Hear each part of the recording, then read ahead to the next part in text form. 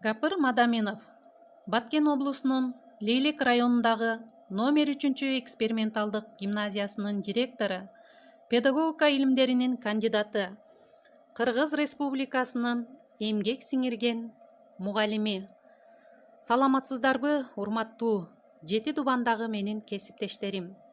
Сиздер менен мен Талас облусунун Жаш мугалимдер мектебинин координатору Гапыр Мадаминов агайыбыздын шакирти Салтанат Бейшенова. Акыл эмгегинин маданияты китебинен өтүлүүчү тема мээ жана эс тутум тууралуу 15 факт. Урматтуу кесиптештер, бул жерден биз өзүбүзгө керектүү эң жакшы маалыматтарды алабыз. Анда эмесе көңүл бурабыз. Аялдын мээси эркектикинен салмактуураак. Мээ булчунга окшош. Аны канчалык машыктырсаң, ошончолук чоңоёт. Чоң эркек кишинин мээси 1420 грамм, ал эми аял кишиники 1560 грамм болот. Картайган сайын мээнин салмагы азаят. Кийинкиси абдан кызыктуу маалымат экен, баарыбыз көңүл буруп угуп отурсак, адамдын мээси аялдардыкына караганда эркектин үнүн тез кабыл алат.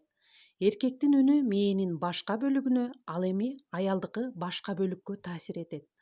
Аялдын үнү бийигирээк, музыкалуу тондо болгондуктан мээ аны чечмелөөгө аракет кылат. Европада мугалимдердин көбү эркек болгондугу да ушундан улам болсо керек дейт. Эң жакшы маалымат экен. Кийинки үчүнчүсү, билимдүү адамдар мээ оорулары менен азыраак оорушат. Мээге интеллектуалдык күч келген сайын жабыркаган ткандар менен алмашып турат. Ал эми кийинкиси ушул эле китептен алынган. Акылдуулар менен дос болуу керек. Мээнин иштеши үчүн интеллектуалдык жактан өзүңдөн акылдуу адам менен баарлашуу керек. Демек, өзүбүздөн дагы акылдуураак, билимдүү адам менен көп сүйлөшсөк дагы мээнин иштешине абдан жакшы таасирин берет. Ал эми кийинкиси жаңы өнөр пайдалуу.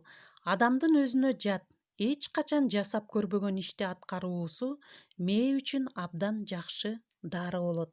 Демек, биз канчалык китептерди көп окусак да, сабак өтсөк дагы мээ эч качан чарчабайт экен. Мисалы, адабий китептерди окуп, эсептерди чыгарып, же болбосо сүрөт тартып, өзүбүздүн предметибиз боюнча канчалык жаңы иштерди жасасак, мисалы, мейли мугалим болобу, окуучу болобу, ар бир предметибиз боюнча схема түзүп, таблица түзсөк, жаңы изденүү менен иштесек, ошондо мээнин жаңы чөйрөлөрү иштеп, өсүп кеңейет экен.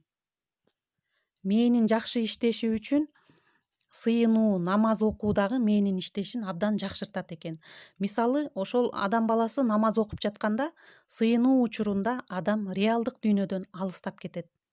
Мээнин аналитикалык бөлүгү иштебей калат дагы, мээ толкундары жана кан басымы нормалдуу боло баштайт. Балким ушул себептенби кайсы бир динде болбосун, көп дуба кылган адамдар ооруканага азыраак кайрылышат деп илимпоздор, медиктер дагы тастыкташкан экен. Мээ эч качан чарчабайт. Бир күнү кечке жумуш аткарган адамдын канында чарчоо токсиндери көбөйөт. Ал эми бир күндө кечке интеллектуалдык жумуш аткарган адамдын мээсинде жүгүргөн кандын курамы эч өзгөрбөйт. Биз көбүнчөсү чарчадым деп көп айтабыз, бирок ошол эле учурда биз канчалык китептерди окуган сайын же болбосо газеталарды окуганда бул адамдын мээси эч качан чарчабайт экен. Кайра интеллектуалдык жактан билими дагы жогорулап, мээге дагы жакшы таасири тиет. Мээнин 75% суудан турат. Андыктан эс тутумуңуз мыкты болуш үчүн күн сайын жетишээрлик суу ичип туруубуз дагы ден соолукка дагы, мээнин иштешине дагы абдан жакшы болот. Мээ денеден кийин ойгонот. Эртең менен жаңы ойгонгондо адамдын мээси 2 түн катары менен иштеген адамдын же мас абалындагы адамдардын мээсинен да жаман иштейт. Таң эрте денени ойготуу үчүн кандай көнүгүүлөрдү жасаса болот? Мисалы, мээ үчүн дагы бир аз интеллектуалдык көнүгүүлөрдү дагы пайдалансак болот. Ойгоноор замат эле сыналгыны көрүүнү шашпай, анын ордуна кроссворд чечсек дагы мээ үчүн жакшы болот.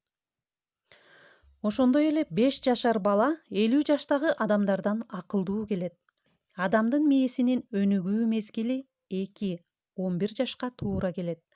Андыктан биз так ушул мезгилди пайдаланып, балдардын акыл эсине мүмкүн болушунча көбүрөөк жем берүү кажет. Бүгүнкү теманы жыйынтыктап жатып, адамдардын мээси эч кимдин жаман сөзүнө көңүл бурбай, жалаң гана жакшы нерселерди ойлошу керек деген сөз менен теманы жыйынтыктаймын. Көңүл бурганыңыздарга чоң рахмат. Слайдты даярдаган Салтанат Бейшенова, Талас облусу.